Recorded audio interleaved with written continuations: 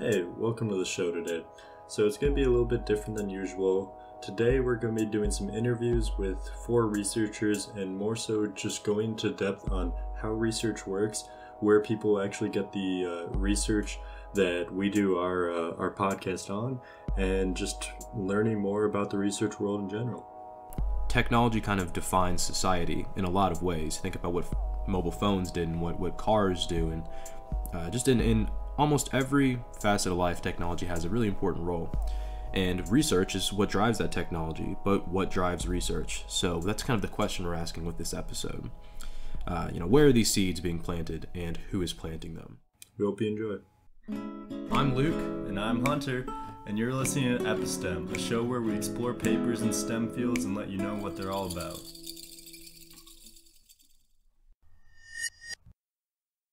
Before we get into it, I want to distinguish a little bit about what we mean by research when we're talking about it. There's a couple different ways that you can define this word, and for example, if somebody has an idea for a technology, an invention or something, they can make it a patent for it, they can make it a technology, they can sell it, they can license it, they can put it directly into industry.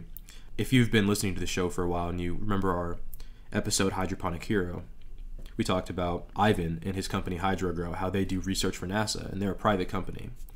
So we're not necessarily talking about that kind of research right now. We're talking more about research that's done at universities, research that produces publications, and published work that's available out there. So that's kind of more specifically what we're referring to when we're talking about research on this episode. Not so much the patents and the inventions, more of the funded research that happens at universities. So with this episode, we talked with 4 different people, 2 that are undergraduate researchers, 1 that's a grad student researcher, and 1 that's a professor who designates research. My name is Jose Garcia. My name is Ethan Highland. My name is Zach Lamantia. My name is Carl Russell. We're going to talk about how these 4 people impact the world and how their research is changing the world around you. So let's kick things off by talking about, if you want to think of it as the birth of research and where it comes from. The way I like to picture my own lab, my research facility, it's kind of like a little company in that our product is the research instead of an actual product. Say maybe instead of producing pens or cars or trinkets, what we make is research. The product it's the actual knowledge that comes from it. The person you just heard is Dr. Jose Garcia. He's an assistant professor at Purdue University, and he graduated with a PhD and a Master's of Science in Agricultural and Biological Engineering at Purdue. Currently, he is helping with a lot of fluid power projects and a lot of other projects involving whether it be agriculture or fluid power all throughout the Purdue campus and a lot of different colleges. He stated the analogy of research being like a company. If you were to refer to this analogy, he would be the boss of the company, and he's in charge of delegating the research to those that are under him. So let's start at the beginning. Where does research come from? Who comes up with the ideas? Normally what happens is that government agencies, say for example, the US Department of Transportation or the Department of Energy or even the National Science Foundation, they put out calls for proposals. Me, as a researcher, I respond to those calls based on, number one, my expertise. Do I have the knowledge or the abilities to respond to that call?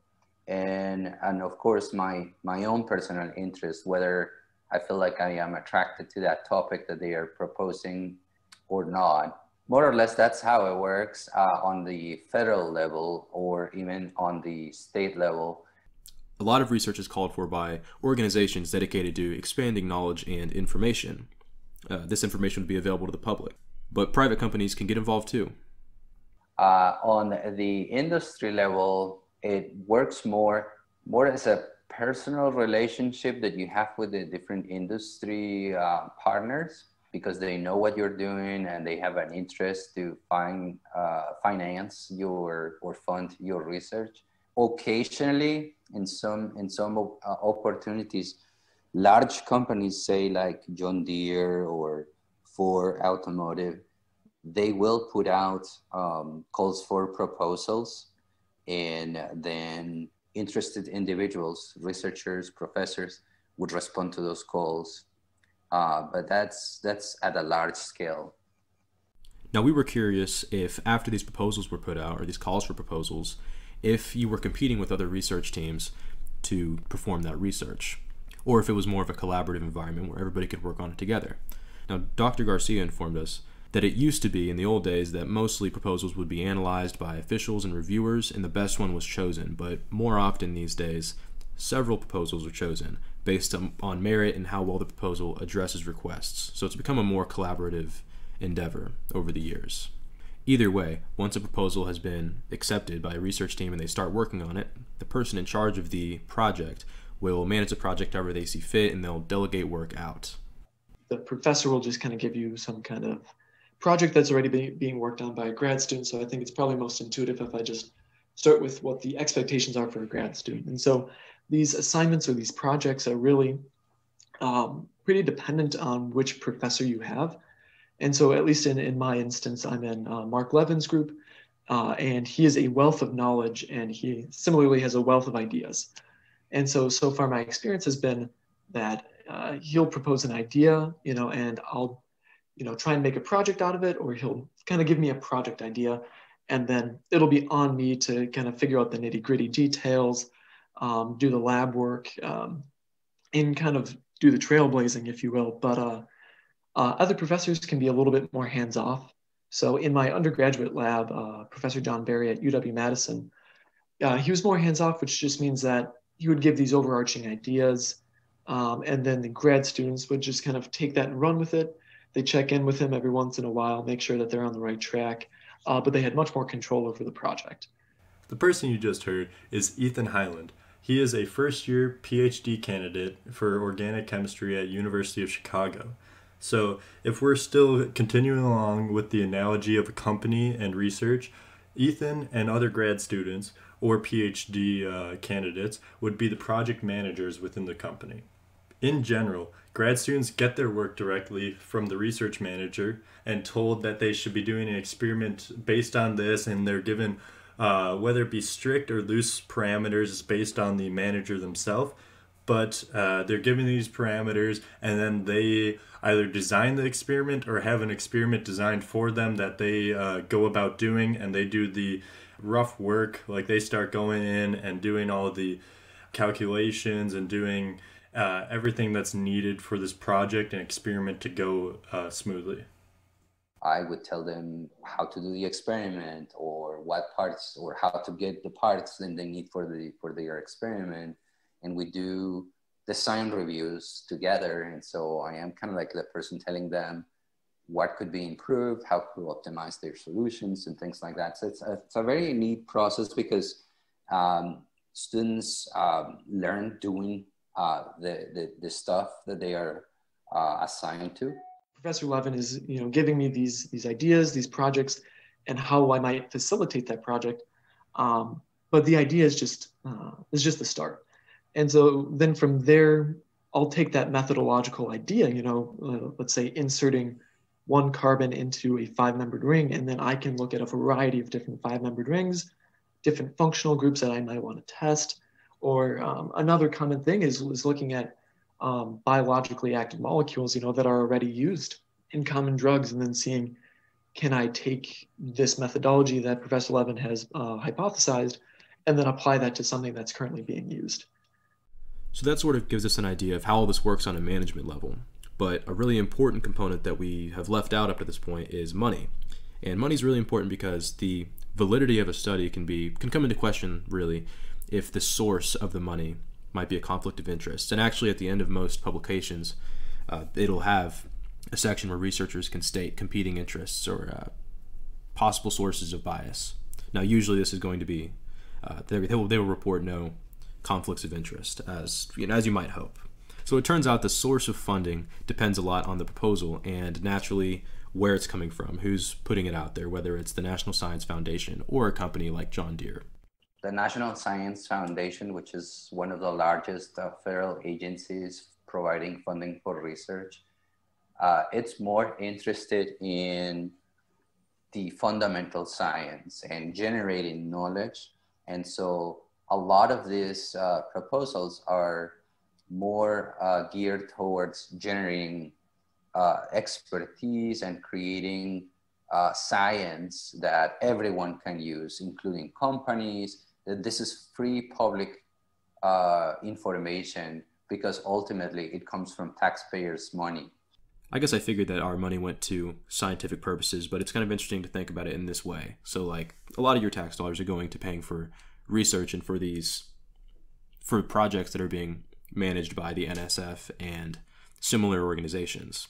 So if you're already paying for it, it's might as well be informed on it, right? Now, these kinds of research projects differ from private companies where information that's released to the public is negotiated and the terms of the research are negotiated, how much funding will be available when, what information will be made public and what will be kept just for the company. That kind of thing has to be negotiated, and that's a process on its own. Either way, the institute hosting the research, which is usually a university, ends up seeing most of that money. A large part of the funding actually stays with the university, because the research is carried on the university's space.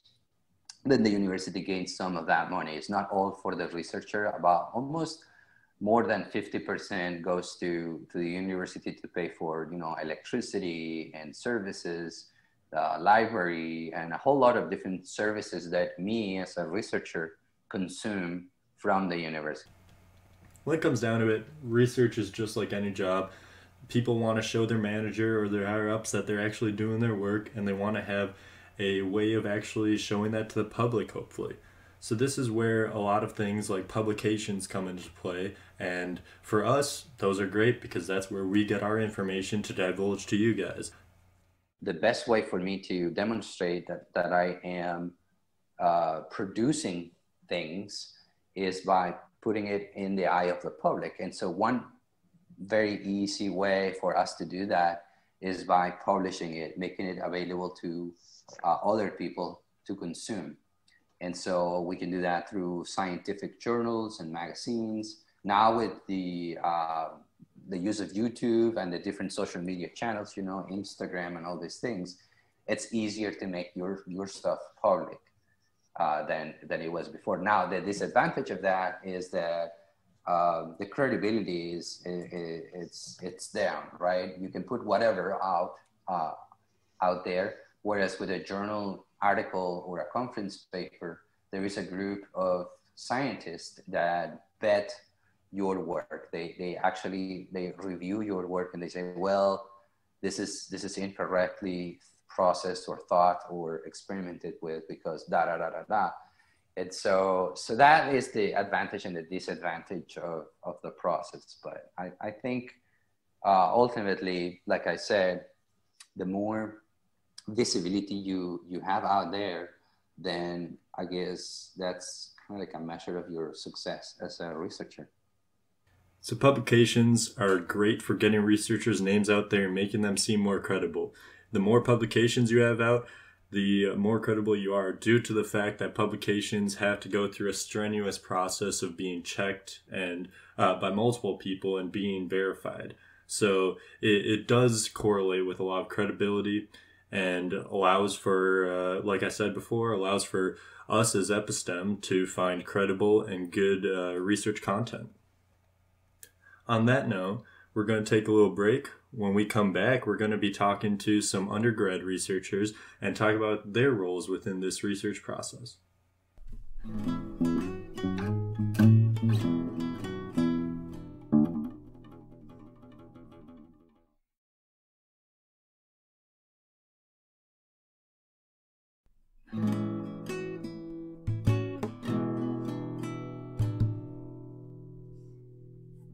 So welcome back. We're going to switch gears a little bit and talk more about the hands-on work that's going on in the labs themselves that's producing this research. So to return back to that analogy we mentioned earlier, if this were a company, what would the operators or the employees on the floor be doing? So let's ask them. There's two main types of roles of undergraduate students in a laboratory. Usually the beginner students, they would be assisting grad students. So the grad students usually have PhD projects, master's projects. Post-grad students have projects that they're working on. So normally, if you're just starting out, you'll be assigned to a grad student to kind of assist them on whatever projects they're doing, and you'll have the opportunity to pick their brain about what they're doing, information required, the knowledge required to do that research. I've been doing kind of a half and half. So half is working with a postdoctoral researcher in the lab, and I've been just assisting with his research. He's been showing me, ultrasound techniques, cell culturing techniques, microbiology techniques, all that sort of stuff. And he's just been kind of introducing me to common protocols that we use in the lab. And the other half would be doing lab maintenance tasks. So, it's not as glorious, but it's, taking out the biohazard bags, keeping up our stock of ethanol, which is used to disinfect our, surfaces and biosafety cabinets, fume hoods, that sort of thing. And just making sure that the lab stays organized and everyone has the materials that they need.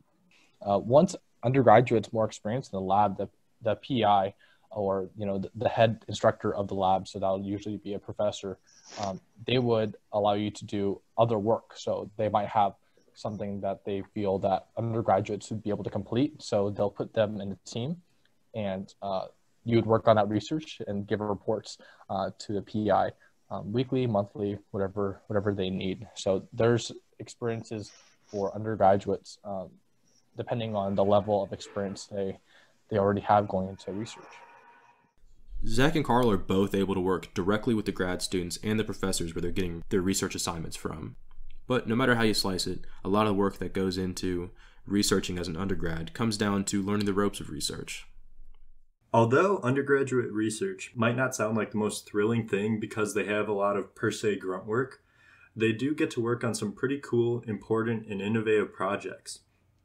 Zach does research on cancer and doing preventative measures for cancer with ultrasound and some other means to help cancer patients and those who might have cancer in the future. So the work I do is mainly focused on cytokine-based gene delivery. We do a lot of something called sonoporation, and that's using ultrasound to deliver genes into cells with therapeutic targets. I envision it as more of a preventative measure, like preventative temporary measure, really, because the cancer cells, the ultrasound isn't killing the cancer cells necessarily. It's just disrupting the protein network. And so the cancer cells, while still being alive, they could just align it again. So it would most likely take multiple treatments. And maybe this could delay the cancer enough to, come up or find a new treatment for the overall cancer. Carl does research into chronic kidney disease, or CKD, and he's working on some applications for helping those with CKD. At first, I thought that this was a very obscure choice to do CKD rather than the common cancer or other disease, but I asked him about this, why he actually went into it, and he has a really heartfelt answer. The main reason why I got into CKD is because my mother, she is diagnosed with stage 3 CKD, and I was trying to see what can be done in the field. So I was researching what currently is out there, the resources there are for patients. She was recommending to me, like, oh, we don't have a good application that we can use on our iPhones or Androids or whatever.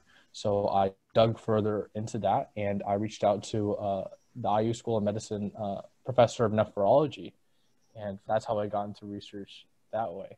So that's kind of the reasoning why I started down that research path. Research also involves tasks that most would consider pretty laid back or pretty interesting. Carl also, in addition to studying CKD, studies concussive injuries, particularly in football, which involves some cool homework assignments. I had the chance to watch 8 games of football, and to put it simply, that's what I did for the whole semester. I sat down, and each of the games are about 4 hours long, and I had to mark timestamps of the plays. I had to record which players are on the field, or what type of play it was, what positions the line was in. So even the details such as if the linemen were in a down stance or they had their hands on their knees at the start of the play, I had to record that. And each of those data points will be used when we're tracking the accelerometer data to see what types of plays, what types of positions these players are in, and how the impacts correlate to what they're doing on the field. And that's not too bad of a homework assignment if you ask me. But regardless of what you're working on, working within research is all about growth and continued improvement. You may not have all the answers at the beginning or at any point, but it's always just a process, and in my opinion, it's a really rewarding one. You start with a person that doesn't know much about the project at the beginning, and they feel a lot lost at the beginning. It's like, I don't know where to begin. And so the first task is, hey, why don't you read this or that article, or maybe look at this book? And then they start asking questions, and then they start doing things. And at the end, 2 years after, this person becomes an expert. And a lot of the times what happens is that the students know more than I do about a specific topic, because they are so focused on that topic that they understand the ins and outs more than I do. I'm like I said, I'm more of a manager, and I give the kind of like the hints of where to start. But at the end of the day, the student doing the research is the one that knows the best. For companies, research is about prompting the next wave of technology or the next wave of big ideas. For students, undergraduate and graduate, it's a stepping stone for the next possible thing that they're going to be doing in life, whether it be published research, going into industry, or just continuing on with their research cycle and hopefully perpetuating research to those in the future. Before we close out, I want to share some advice from the researchers that helped make this episode possible. If you're ever interested in grad school, feel free to contact me. I'll be happy to walk you through that process and maybe talk about my own experience as a graduate student when I did it. So. If you are passionate about a specific research idea, you could carry it from undergrad into graduate into even professorship if you wanted. If you were passionate enough about it, if you got good results. If you have an idea and you're an undergrad, you can absolutely carry it into grad school. I want to give a couple shout outs. So my research professors, so Dr. Nauman, Dr. Freeman, Dr. Kathleen Gallant, and then my grad students, Taylor Lee and Jacob Magoo. And also my 3 teammates have worked with me on my CKD mobile application systematic review, Clarice Saigan, Kirsten Wozniak, and Sean Sony. I would like to thank, my lab PI, Dr. Figueredo. She has been great. She has been a fantastic mentor. I've been working with Richard Decker, who's been postdoc for a while. He is actually moving to industry here in a month or two. Just fantastic working with him. And I just appreciate, everyone in that lab as a whole. So the postdoc that I work with, Caleb Harris, he's still working. I'd like to thank him and, of course, all the other grad students that helped mentor me in my undergraduate experience.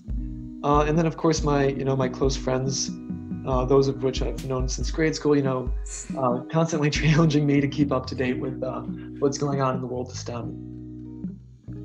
Well, here we are with the year behind us, a pretty crazy year, pretty much for everybody. Thanks for everybody who listened to the show in 2020 and supported us. One of the best ways you can support us is to follow us on Spotify or on your streaming platform, whatever it may be, or even on Instagram, where you can reach out to us and get updates on new episodes and things we're working on.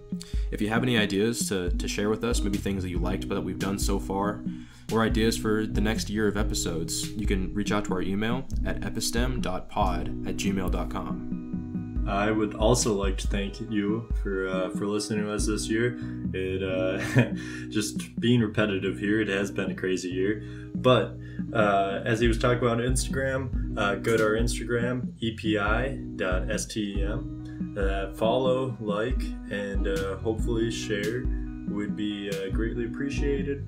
Also, hit us up on Patreon, patreon.com/epistem. We would love to give a special thanks out to Zach, Carl, Ethan, and Dr. Garcia for this episode, for being able to interview with us and giving their time during the holiday season, which has been greatly appreciated. And we also want to thank them for just helping us better our understanding of research and how it works in general. And that's really crucial to us and hopefully crucial to you. And we hope that you continue to learn more about research yourself and do your own personal research. So keep on learning.